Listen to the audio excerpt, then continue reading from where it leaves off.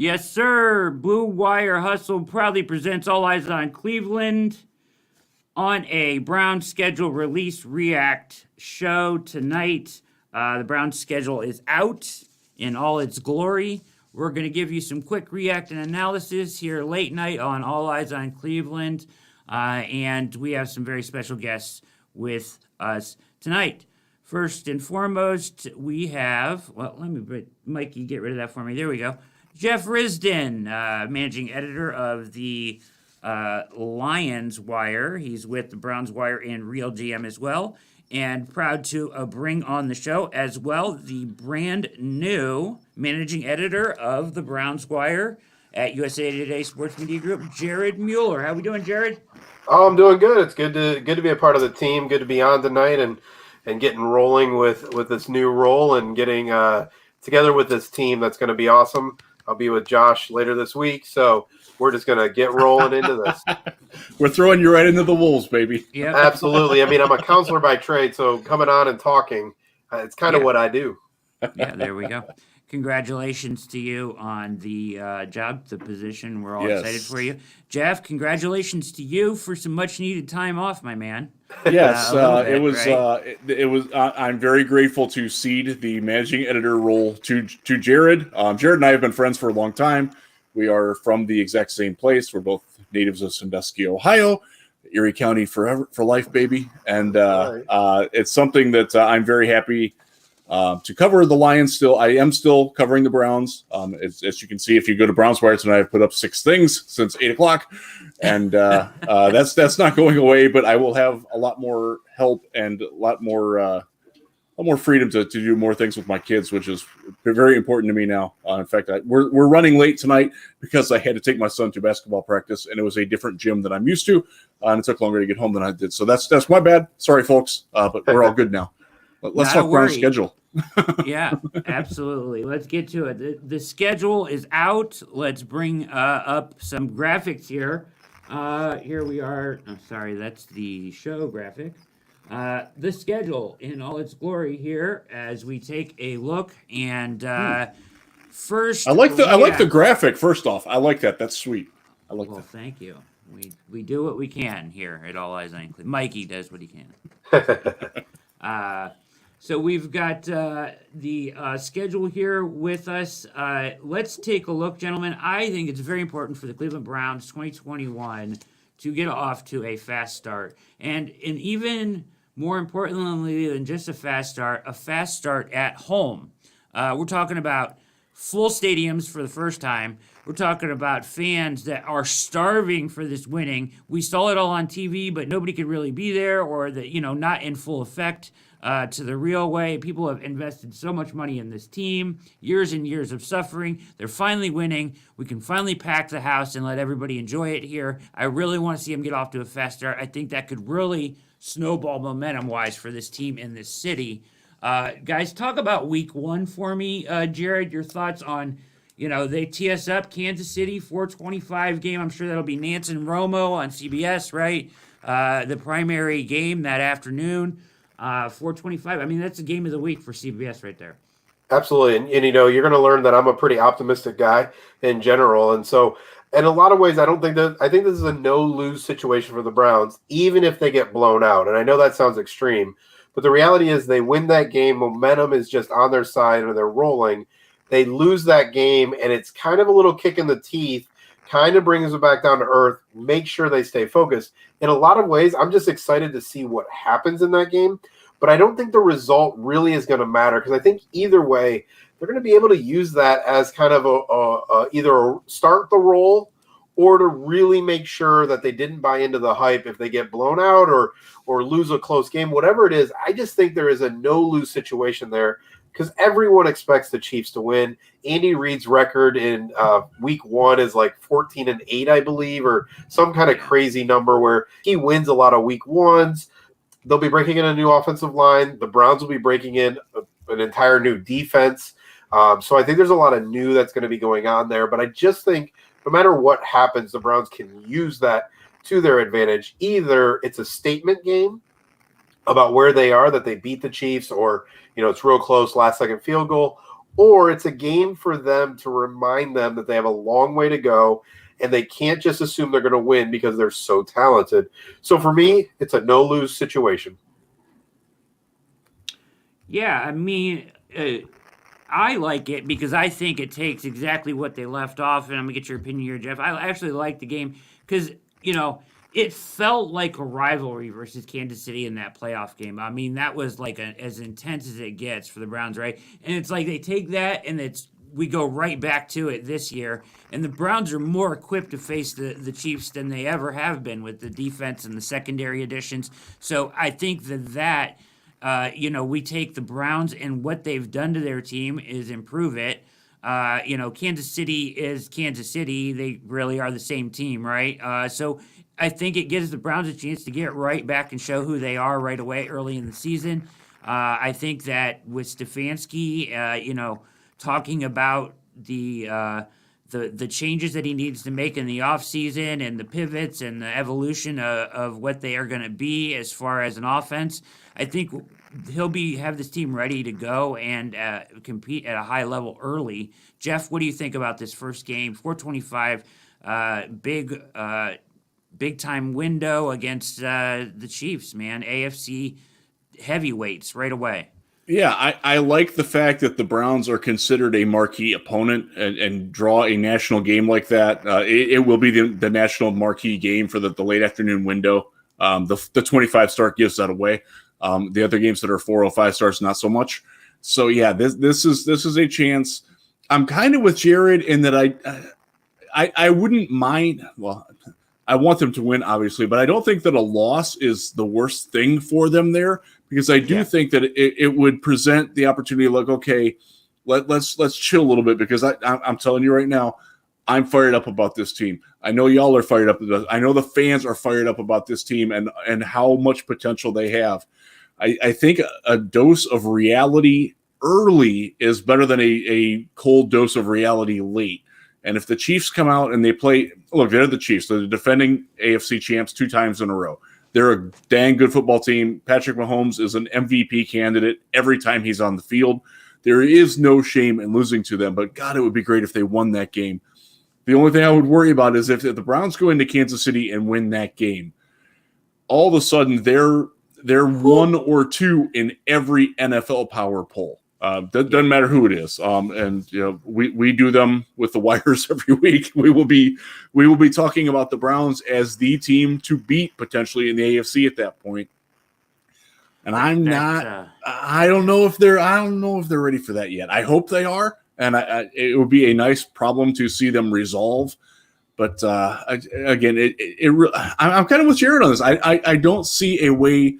Unless they like completely blow it, and like when they played the Ravens a couple years ago and absolutely wet the bed when they were super excited. That was a humiliating blow, and I don't think they handled it that well. The only way I could the Titans is another example of that. Yeah. You don't want to see that happen. Where AJ Brown went crazy, gone wild. Yeah. You don't want to see that happen. But even if that happens, I think they have a chance to right the ship after it. And I think that's where the schedule goes from there, where even if they're 0-1, they got a chance to get healthy real fast. So I know there's going to be a lot of national narrative like, oh, can the Browns do this? Are they legit? I can hear Cowherd salivating at the teat already if the Browns lose this game. And I would encourage Browns fans to just not – it's one game of 17. Yeah. And last year, week 1, Jacksonville Jaguars beat the Indianapolis Colts and beat them fairly convincingly. The score was close, but Jacksonville was the better team in that game. They didn't win again. Weird things happen in week 1 more than any other week. So you have to factor that in too. So don't put all your eggs in, oh man, if we beat Kansas City, we're the best team in the league. Well, maybe, but maybe not. And also, if you get blown out that week, is everything gone to hell? No. Well, maybe, but probably not. I think that's the only way to really look at it.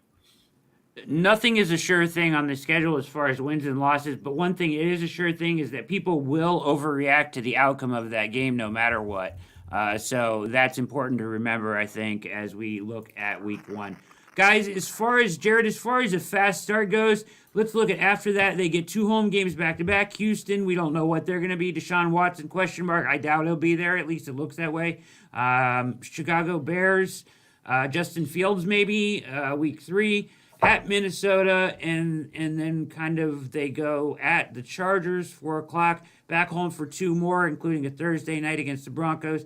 Can they get off to the fast start that they want? Can they get off to a 3-1 start? 5-1 start. What are your thoughts here? Yeah, I think a fast start is reasonable. I think there's when you look at a schedule, often it's quarterbacks and it's trips. Like those are the two things that you look at. And so early on, obviously Patrick Mahomes is Patrick Mahomes, but you don't think it's going to be Deshaun Watson in week 2. No matter what really happens, you think whether it's the commissioner exempt list, whatever, a suspension, whatever it is, you don't think you're going to have Deshaun Watson. You don't know what that team is going to look like without him. The Chicago Bears, I think Justin Fields was the number 2 quarterback in this draft, but early in the year, they have a really good defense. They have offensive weapons. I'm really excited for Allen Robinson to finally have a quarterback literally for the first time since maybe high school, and I don't even know who his quarterback was in high school. So I'm excited for that, but I just don't know in week 3, is that Andy Dalton? Is it Nick Foles? And is Fields ready for the versatility that the Browns defense should be able to show them at home? And then Minnesota, listen, Kirk Cousins is Kirk Cousins. So I think there is a reasonable opportunity to go 3-1 there. I think the difficult game based on schedule is going to be that LA game.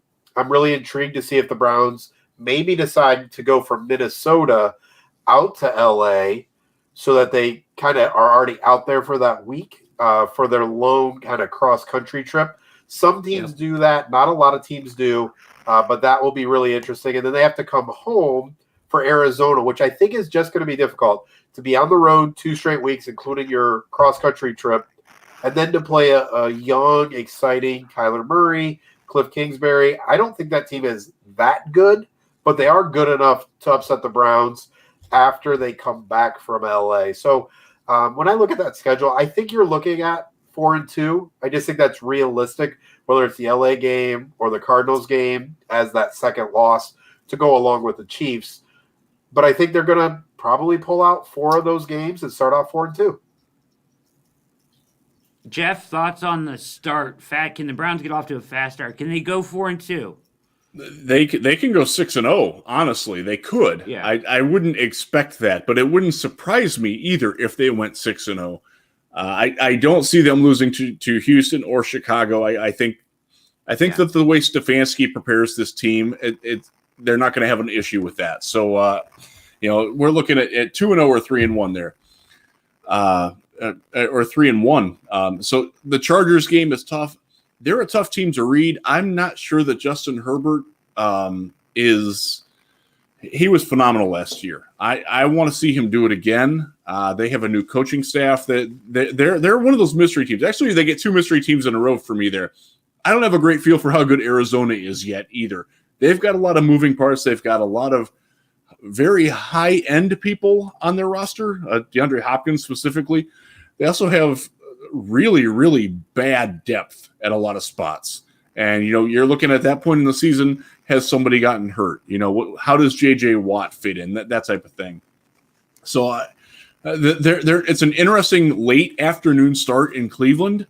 That's going to – It is. That changes the dynamic a little bit, at that point in the year that's getting to mid-October. The sun's going to be setting in the west. The stadium, that one end zone, you're going to have sun in your face from some of that time too. That's something that neither team, quite honestly, has to deal with that often. So there's a lot of weird things going on with that game. But yeah, I think honestly, if they're not 5-2 or 4-2 for sure, but 5-2, I think is where they need to be. I'm not that worried about Denver. I don't think I shouldn't poo-poo them because I do like their defense, and I do think they actually match up well with what Cleveland does. So they could be an interesting matchup. But I think Thursday night at home, I think that's one where the fans are going to help the Browns carry a victory there. Yeah, as far as the end of the first half of the schedule, that Denver game for me is a huge question mark. Jared, you made a great point about the quarterbacks earlier. If you want to kind of go on to the Aaron Rodgers thing for just a minute here. Yeah, I think what's really interesting is the Browns might be the only team in the NFL, and I don't know schedules well enough right now. They might be the only team in the NFL that is pretty much guaranteed to play Aaron Rodgers this year, because I think the three teams that I mean, listen, he's either playing for the Packers, the Broncos, or possibly the Raiders. Like those are the three teams. If he plays in the NFL, the Browns might be the only team that is guaranteed to play him. And so if that's Denver in week 7, if that's late in the season in week 15 or 16, I think the Browns are playing Aaron Rodgers this year, and I just think that makes for a really interesting game. And I think that may be why Thursday Night Football, they decided to try to throw this really interesting game that could really bump the ratings if it is Aaron Rodgers. And if not, it's the Browns, it's Thursday Night Football. They'll get some ratings, and it's going to be a Browns win. Or it's Aaron Rodgers and the Browns, and all of a sudden they have this really awesome, weird Thursday Night Football game. Yeah, agreed. It could be a huge spot in prime time, and either way, it's very interesting because it's early enough that the Broncos aren't going to be 0-6, right? So No. certainly it'll be interesting either way. The Broncos are just an interesting team because really away from the quarterback position, they're kind of loaded, right? So if they put Rodgers on that team, it's a very scary team, I think. All of a sudden out there in the AFC West. So. The nice thing for me, I will point out though, is that I'm glad that they end their first half of the schedule with the Steelers at home and at the Bengals. For me, that's a plus. Like, so if some bad things do happen along the way, say they get beat by the Chargers, because we know the data is kind of bad at going across country there. The Cardinals, we don't know what they could be. They could be better than we think. Same thing with the Broncos. There are some question marks although I do think they'll handle the two home games after Kansas City. And I think they'll win at Minnesota more than likely. But I just think those 3 games there, Chargers, Arizona, Denver, are kind of question marks.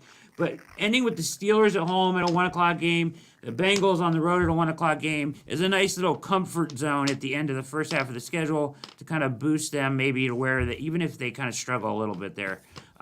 Guys, soft spots you see in the schedule besides kind of what I pointed out there at the end of the first half and maybe the ones that we've kind of talked about right after Kansas City, I think Houston and Chicago could be at Minnesota could be a little bit of a soft spot there. What else do you see on the schedule that looks good to you? Jared? Well, for me, anytime they play the Steelers and Bengals is going to be good. So that's really nice to have them back to back and then have the Bengals at the end of the year. So I do like it back to back again at the end of the year with the Steelers. I think what's really nice is I don't see a lot of kind of back-to-back games that scare me or that bother me, whether it's, going from – they're not going on the road before their Thursday night game, right? So they have a home game week 6, then they have their Thursday night game. So a lot of the things that normally bother me or worry me about a schedule, I don't see a lot of back-to-back problems.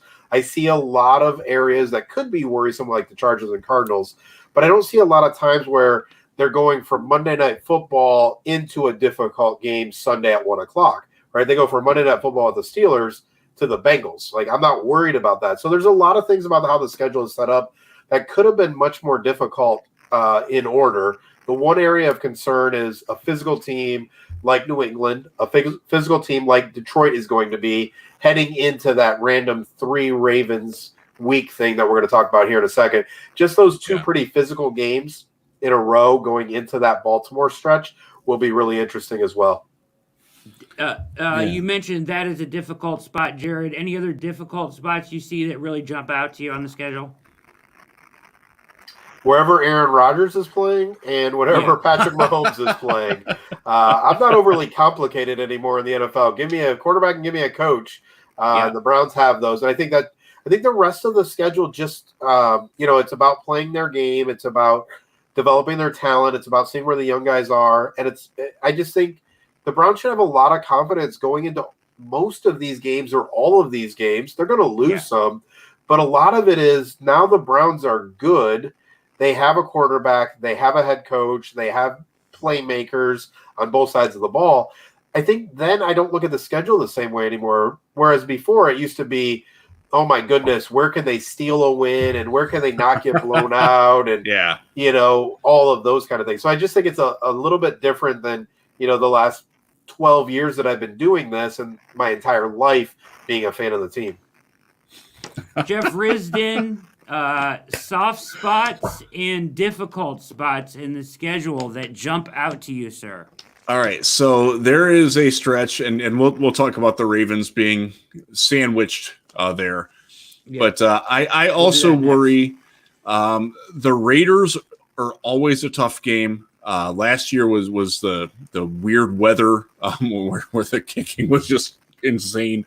You couldn't throw the ball more than 10 yards down the field. Weird things always happen when the Browns and the Raiders get together. That's where the NFL decided that the Raiders would win a couple of years ago with the changed call. That which to me is the most egregious example of the officials ever deciding football game that I've ever seen. Because the Browns what about the Duke Johnson fumble where he literally had the ball, but they gave the possession to somebody else?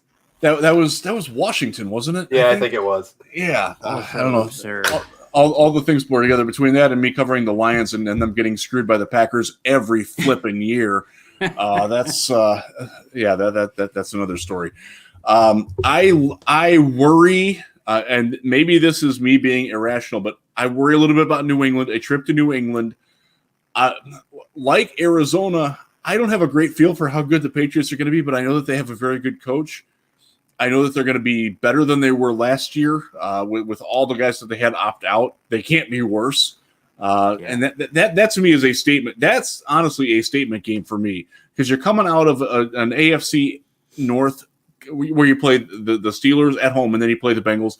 I think they'll split those games. Realistically, this team is not going 17-0. They're not going 15-2. They're going to lose some games, as Jared said. I think they're going to lose one of those games. If they can go 2-1 in that stretch, though, with New England, I'm going to feel really good about that. So then you've got Detroit, which is the worst team on paper on this. Well, Houston's worse than Detroit. I'll give the Lions that credit, but I think the Lions are going to be a lot better, and they are not going to be a fun team to play. But they do not have the talent to beat the Browns unless the Browns allow it. So for me, you got a game there at home between going to New England and to Baltimore. You've got to handle that one. That's a game that a team that isn't ready to compete for playoff glory loses. And I want to say that's a proven game for me. They should blow out the Lions. They should be favored by double digits in that game. And I say that I'm a Lions fan. I cover the Lions. That's a game that the Browns should not. As long as they don't look past it, I'm going to feel really good about that. And honestly, then you get Baltimore, and let's talk about Baltimore now because that's the definite rough patch there. Yeah, real quickly before we dive into that portion of the schedule, soft spot. I feel like the schedule flows really well. They don't get pinned in anywhere with two difficult games in a row, as you said. They kind of. The Patriots are an enigma to me. This is the most they've ever spent on free agency ever before. You also get those opt-outs on defense back, so they could be really good. Cam Newton could be the quarterback, and they could be rolling, or Mac Jones could be the quarterback if they struggle early, so we don't really know what's going to happen there, right? I mean, I don't foresee that as being a non-possibility if Cam doesn't get the job done early. I think I don't think he'll have a particularly long leash necessarily this year. And it's not like they have him on a long-term deal or anything. And then, the Pittsburgh, Cincinnati back-to-back at 8, 9, 17, 18, as you said, Jared, that's very comforting to me. As I look at the schedule, I'm really glad that the NFC North is on our schedule as this Rodgers thing shakes out. Green Bay without him, and he goes someplace else, all of a sudden the NFC North is maybe one of the worst divisions in football. I personally look at it that way. Bears, Vikings, Lions, Packers, we'll see. But it flows well. I don't see any spots, except for what we're going to talk about, that really jump out to me as difficult patches. And I really like that they go Texans, Bears after the Chiefs. I'm really focused on the beginning because I just love the two home games back-to-back. I think they're very winnable. I think that can really be a positive note for the Browns. Let's talk about this Ravens thing, which is weird, right? So at Ravens, Sunday Night Football, primetime, be a massive game, a rematch of the back-and-forth game that, the overtime game last year, right? Crap game. Yes, and then Ravens at home, 1 o'clock Sunday. So, Jared, thoughts on this? I feel like this is so unique, and obviously I'm sure there's a story on Browns Wire. Make sure you guys go to brownswire.com to check it out about how unique it is. At some point in time, we'll get to it. But I mean, I think it's just so unique. Division game, bye week in the middle. I just think it's weird. I need to look at the Ravens schedule to see if they have that bye at week 13 as well, because I think they do as well. Okay. No, they have a bye week and they have one other game, or no, they don't have the bye week. I think they have one game in between, so they don't have. Yeah, so they don't have the bye. The Browns do. I just think it's a really interesting setup, and I think, and again, I hate to beat on the Aaron Rodgers drum, but obviously, I think that the Browns are gonna play him. But if he moves to week 7, and so the Browns have 3 tough games: Chargers, Cardinals, Broncos, I think the Browns look at that Ravens thing and go, we got to get one of these. And then with the belief that if Rodgers is off the Packers, that they have 4 straight games that they should see as easily winnable, or at least winnable, with the Raiders, Packers, Steelers, and Bengals. So I think they look at those Ravens weeks like, we got to get our one. I think the loss is going to be in week 12.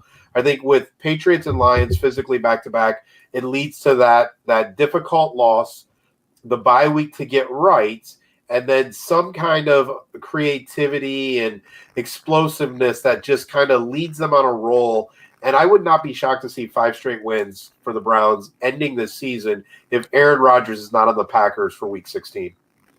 Yeah, definitely. And just so you guys know, before I go to you, Jeff, on this topic here, week 13 for the Ravens is at Pittsburgh.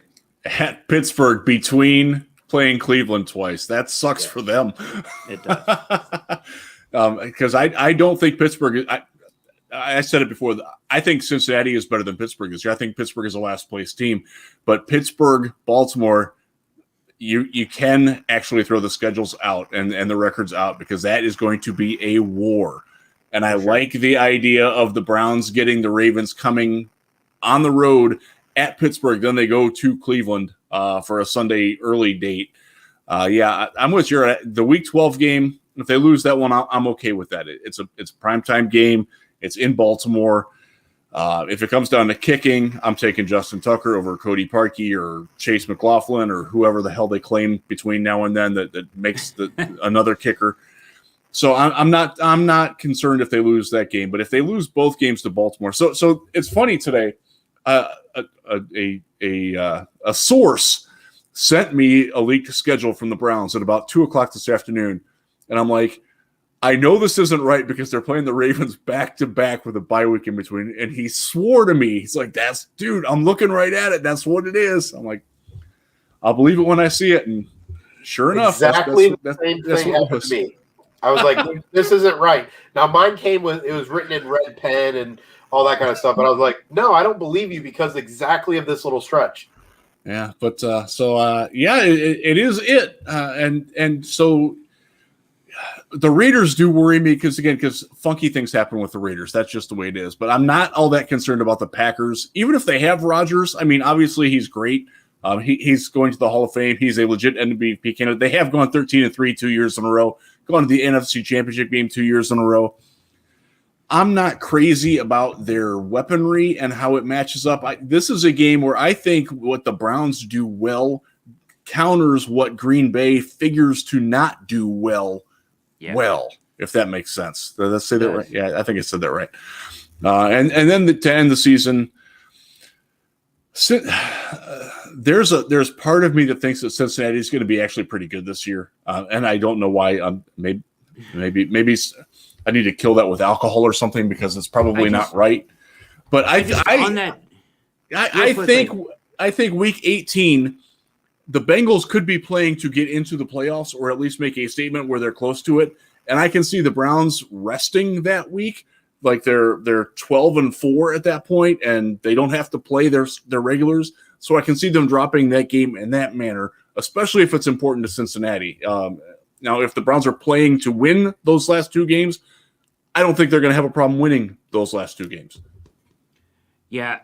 that's a really good point, Jeff. Honestly, about the rest, I didn't even think of it that way. I was actually thinking of it from a Bengals perspective. Like, to me, they're either good enough. Like, some teams can flash early in the season, but they're just too young and too whatever that by the end of the season, the war of attrition has beaten them down. We've seen this happen to the Browns year after year. Yeah. And a week 18 game is just a disaster. They're not the same team they were week 10 anymore, right? And for me, it's like, I feel like that could be the Bengals this year. Like, they could become unstrung at some point in the season, but really fade towards the end, injuries, etc., pile up on teams like this when they're just not. They haven't done it yet, right? They haven't been through a full season yet and sustained success. And so I feel like that could be an issue for the Bengals. But you make a really good point about the Browns being in a position to rest there. As far as this Ravens thing, real quickly on this, is I was just going to say, I feel like you block this off. Like, okay, week 11, you just block it off. And it's nice because you can just go, as the Browns, you can get, oh sweet, after week 11, Ravens, 3 straight weeks. We play them, we can prepare for them for a week, and we play them again. I don't think you could draw it up any better. If you sprinkle the Ravens into the first half of the schedule here or there, it creates maybe a couple tough 2 or 3 week spans. But by putting them together like this with a bye week in between, I think it's perfect. I agree with that. That's a good thought because the Ravens are a unique offense. Yes, they're a different team to prepare for. And really, honestly, Mahomes is his own animal, but then you get Kyler Murray. Justin Herbert can run a little bit. They don't have a lot of other mobile quarterbacks on the schedule this year. So that's something. Well, who knows what Houston's going to have? It almost assuredly will not be Deshaun Watson. But, they're coming out, Cam doesn't really run anymore. Mac Jones absolutely can't run. He's barely athletic enough to play. So they're going to, going from one of the things to look at there, they're going from playing Jared Goff and the worst wide receiving core I've seen since the 2017 Browns in Detroit. And then they got to play Lamar Jackson. Now the Lions have a dominant offensive line. It can be really, really good. And they're not going to be fun to play defensively. They're going to get after it. But that's a massive contrast there. But Brad, I love your point that they get Baltimore. They don't have to monkey around with another team in between there. They get the same plan. They get the same attack. So you're prepared. You're ready for Lamar. You're ready for what they're going to do on defense. And who knows what they're going to do on defense because they're going to look a little different. They've got a lot of changes there. So I think that's a really good point, Brad. I like that a lot. Yeah, and I think, if you look as well, the Raiders at home after that. So, you get Detroit at home on a 1 o'clock game on a Sunday, which is very winnable. They should win the game. Should be double-digit favorites, as you said, Jeff. And then you get probably one of the biggest games of your season. Sunday night at Baltimore under the bright lights. But after that, you're coming home for 3 straight weeks. You get to prepare for Baltimore again, then play them again at home at a 1 o'clock. I don't think that you could draw it up any better for the Browns. I mean, Stefanski and those guys will just square that section of the schedule off and just say, this is Baltimore. Right here, all we're doing is preparing for Lamar Jackson and playing Baltimore from after week 11 till Monday or Tuesday of what, week 15? I mean, that's perfect. I don't think you could do it any better than that. Any thoughts on that, Jared? Yeah, I mean, I think the reality is it is a different type of offense, and it allows the Browns all year to kind of. They have a lot of creative players, right? They have JOK now. They're going to have Grant Delpit, hopefully, John Johnson. I think it does allow them to almost have a Ravens playbook even. I will tell you, I know last year they kind of had a playoff playbook that they had been working on all year. So to have kind of that Ravens playbook, both on defense and offense, I think that makes a lot of sense. And I like that kind of concept of kind of blocking it off. And then as you talked about the Raiders game that follows up, they're still at home. And then traveling to Green Bay and traveling to Pittsburgh isn't that far. So you're not talking about these, ending the year and you're all over the place and you're trying to get down to Texas and, getting out to the West Coast. So I think it's really awesome how the travel also set up for the Browns that they're not really going out of the Midwest from week 11 on, right? Yeah. They're not going up after they go to New England. They're pretty much kind of in that Midwest over to Baltimore. Everything is pretty local, which I think is going to be really helpful just for exhaustion, tired, all of that, because they do have a late bye, right? Week 13 bye is pretty late. I'm not used to even saying week 18, so that's going to be weird all year. So I just think it's a really interesting schedule, and I think they're going to need to kind of rely on their youth, rely on their depth early in the season, and then really ride their horses, throughout the end of the season going into the playoffs. Playoffs, baby. Primetime games, guys, right here. Thursday night football versus Denver, 8:20 at home, which we said was very interesting. Of course, probably their marquee game of the season, except for week 1, Baltimore, Sunday night football, 8:20. That'll be huge. Week 17 at Pittsburgh, Monday night football. I don't know if Pittsburgh will still be in it at that point or not, as Jeff kind of mentioned, and Jared, I don't know if you feel the same way about them. I don't expect them to be great. No, I actually wonder, depending on how that game goes, if that's Ben Roethlisberger's retirement party. Like, right. Do the Steelers hope, maybe don't play him in week 18, whoever they have in week 18. And I wonder if week 17 is a going away, if he even makes it that far, right? With the Browns defense and all of that. Like, that could be a really nice capstone to, beating them last year to make the playoffs, beating them in the playoffs, and then really ending Ben Roethlisberger's career. I have a little personal vendetta against him, knowing him from college a little bit. So that would be so sweet for me. Interesting. Yeah. He's I'm not a fan. I definitely am not a fan of no. Ben. It wouldn't bother me at all if Myles Garrett ended his career that night. Yeah. That'd be fun. Yeah. Put him through the shredder. Total crud to me, but that's just my opinion. Now, he does. He seems like a sleazeball. But the interesting thing here is mentally for the Browns, Ravens, Steelers. They got over that hurdle against the Steelers in the last game of the season and then in the playoff game. Does that carry over to this year? Like, mentally, they don't go back to Pittsburgh till week 17, and they play them in whatever. Let's go back to the schedule here real quickly, and then we'll get our predictions and we'll get out of here. But, they go back to Pittsburgh, or they play Pittsburgh at home week 8. Mentally, are they over that hurdle now? Is that carry over to this year where they just have that mental edge on Pittsburgh, and they're yet to do that with Baltimore, except for the blowout win, really, with Freddie, which seems like 10 years ago now, right? Last year they played them so well in the primetime game, the second time they played them after getting beat off the bus week 1, right? So here they get Baltimore in this strange little, orbit where they play them 2 times in 3 weeks, where all they can concentrate on is the Ravens, and really it should stick out as ultra important, because I think it's very viable that they end up playing the Ravens potentially in the first week of the playoffs. That seems very realistic to me, that they could face each other in the playoffs this year. So that little 3-week span just seems so ultra important for the Browns, is what they're going to be as a threat going into the playoffs. I think you just got to win one of them, but they didn't do that last year, right? They didn't get either of them. So I think you got to get one of them to at least get over that mental hurdle going into the playoffs. Any thoughts on that, guys?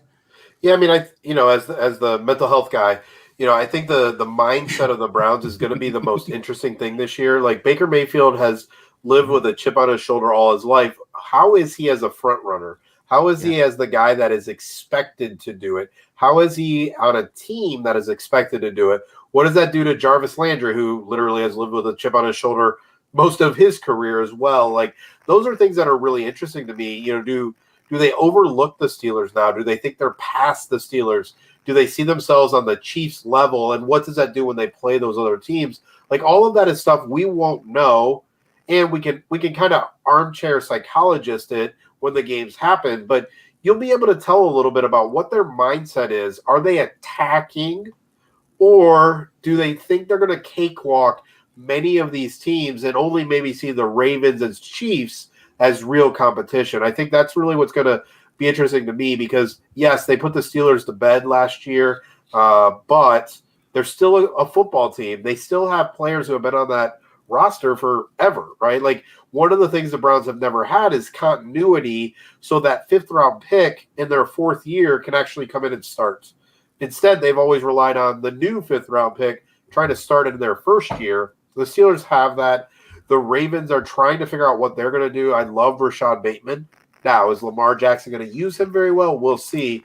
But I think their mindset is going to be one of the most important things that we're going to evaluate. I'm going to evaluate watching on TV and any time that I get up to cover the games, because I want to see how does this team look as a favorite and as a front runner. Very interesting. I think that I feel confident as far as that goes, just because of Kevin Stefanski. He makes me feel good, like he will have them in the right mental place all the time, like he did last year, which I think he proved that he can do with these guys, young guys, and he has such an impression on them. All right, so very interesting here. I'm going to get your guys' predictions, but just as far as strength of schedule goes, and Jared brought this to my attention, and this is via, as you see at the bottom, from @CleveTA. This is from Sharp Football's statistics. So this is based on the forecasted win totals. The Browns have, according to Sharp Football's, analytics and statistics and their predictions for forecasted win totals, the third easiest schedule. However, based on last year's schedules, records, the Browns had the ninth hardest schedule. I kind of throw that one out the window because to me each season is kind of its own entity. So I kind of take this a little more seriously than I would last year's records. But with that in mind and any comments on that, let's get your record predictions as we go around here. And if you want to comment on strength of schedule, you can as well. Jeff, let's go to you here for your thoughts on this stuff. So I agree with the strength of schedule and the way that the schedule lays out. I think, I do think that they got a pretty favorable schedule. You really can't complain about this schedule. And most people will look and like, oh, you got to play the Ravens twice in a row. Brad, I thought you made a great point on that, and I think that's going to ameliorate a lot of fears there about what's going to happen with the Ravens, because it's better to play them twice in a row than to get them spread out throughout the season. So I like that concept. So I like this team a lot. They should be favored. So I went through and did will they be favored or not? That's my version of the schedule game. And I have them being favored in 13 of the 17 games. Maybe 12, maybe 14. When you go like that, you figure you'll drop one just because that happens. It's life in the NFL. I don't see any way this team doesn't win at least 10. 10-7, 11-6, 12-5, and I would tend to skew higher on that just because of the way that the schedule breaks out, and because I do think they have a lot of depth. I think they learned last year how to play with depth. I mean, you bring in Blake Hansen, he's never even met the quarterback. I mean, when played okay, and they figured out that it was okay. God bless Terrence Mitchell for all he did last year. And money made a fan for life for me there for what he did, and they have learned to adapt in the past, and I think that's going to serve them very well this year. And I again, floor is 10-7. They could possibly win 13 if they stay healthy, and I think if everything breaks right. I know there are going to be fans who are going to be like, 15-2. That's just, it's feasible. It could happen, but you can't expect to win that many. I just don't think. But this is a team that should at least they should have at least one playoff home game. I think they're better than Baltimore over the course of the season. And if you look at where Baltimore's strength of schedule is on there, they're a little bit lower than that. Yeah, so I'm feeling pretty good about it. I like it. I'll settle at 11-6. And that technically makes them worse than last year. I don't like the sound of it, so make it 12-5. Yeah, it's weird because they're better than they are last year. Yeah, it's like we don't really know how 17 game schedule, how to really evaluate that yet with the number yet. It's weird. It sounds weird, man. Yeah, it does sound weird. I think you make a great point that I think the ultimate reward here or goal going into the season would be home playoff game in the beginning of the playoffs would be huge reward for the fan base. Jared, thoughts on strength of schedule and your prediction? Yeah, I mean, I think strength of schedule is so interesting. So we brought up TAs and Sharp Analytics. Mike Clay, who does some really interesting stuff, has the Browns with the 20th most difficult schedule, I think is the way I'm going to say that, based on quality of roster. So there's lots of ways to look at that. I think in the end, how good your team is what matters, right? Like, how good are you and how good is the other quarterback? And I'm worried about Mahomes. I'm worried about Rodgers, and I like Lamar Jackson because he's dynamic. Everything else is a crapshoot, like just literally a crapshoot. So I'm not stressed about the schedule itself. I think what Kevin Stefanski is going to do, he's going to remind the Browns of the Miami Dolphins, and that the Browns only made the playoffs because of some random tiebreakers last year, but just winning 10 games is not enough anymore. The AFC is full of quality teams. So I think Stefanski is going to remind the team that every game is going to matter, and it's going to matter significantly to that team. And that's why we could look at that, 13-4. Goodness, I'm going to have to figure that math out at some point in time, because it just doesn't roll off the tongue. I think we could see that 13-4, 14-3. I unfortunately, Jeff stole my prediction. I believe it's going to be 12-5. I think they lose to the Chiefs. I think they lose to either the Chargers or Cardinals. I think they lose to Aaron Rodgers. I think they lose to the Ravens, and then they'll lose one other. Because again, I look at quarterback play, and then obviously the rest of the roster. So I think 12-5. I think it's going to be difficult to get that home playoff game, even with that record. Just the way things tend to break out, it becomes really, really difficult. But could y'all imagine January, whatever it would be, 15th or whatever it was, that the Browns had a home playoff game in the middle of January? Like, the amount of ridiculousness that would be is off the charts. And really, I'm hoping that the Browns, the biggest game that I'm looking forward to, as I always do, is the one around my birthday.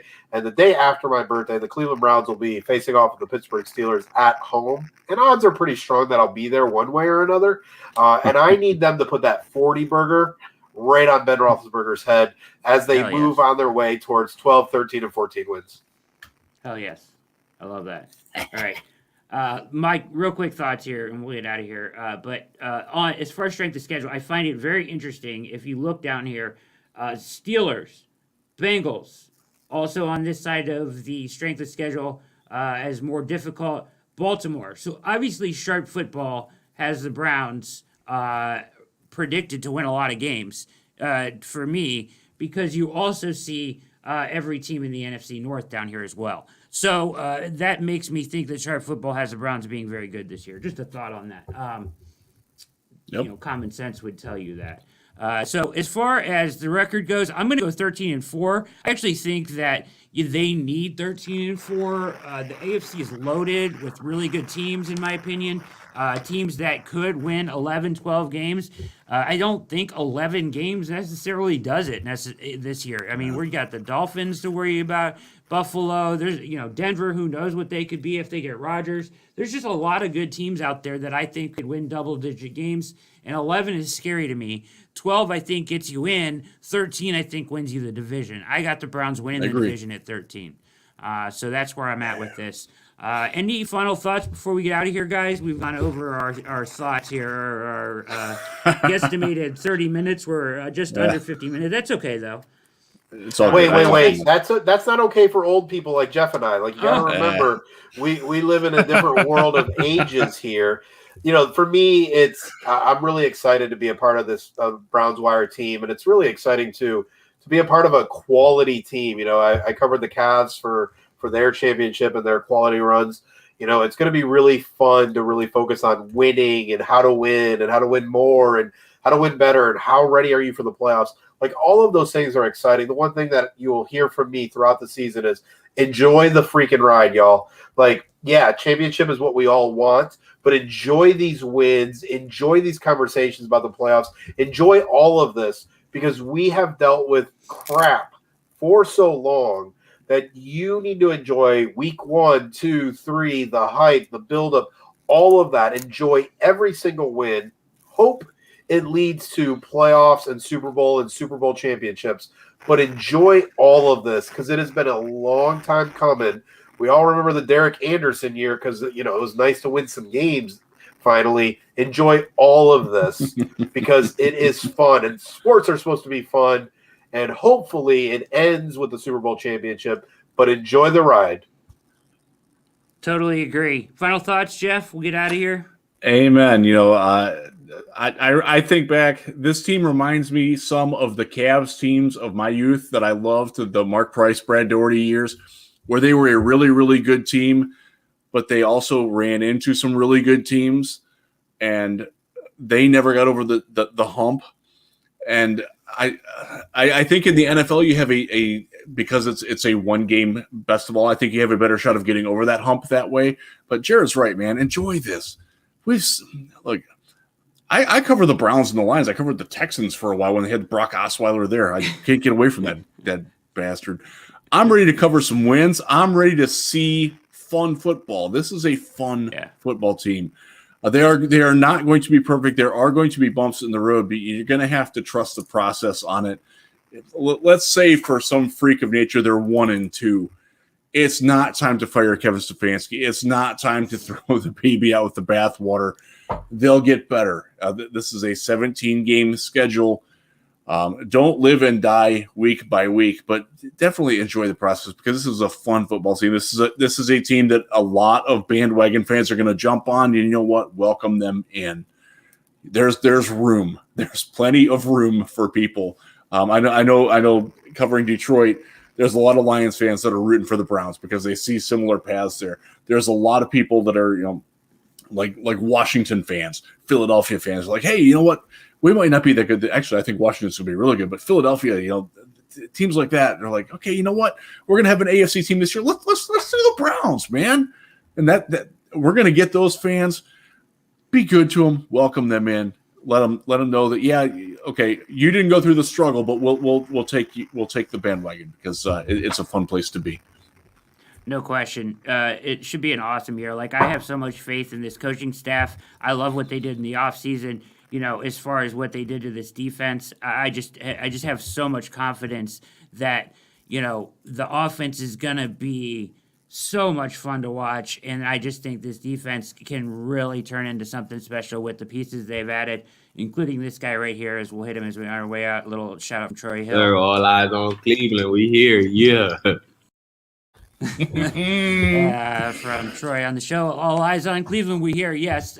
Thank you to Mikey on the 1s and 2s. Jared Mueller, welcome aboard, sir. Good to have you, and looking forward to many more of these.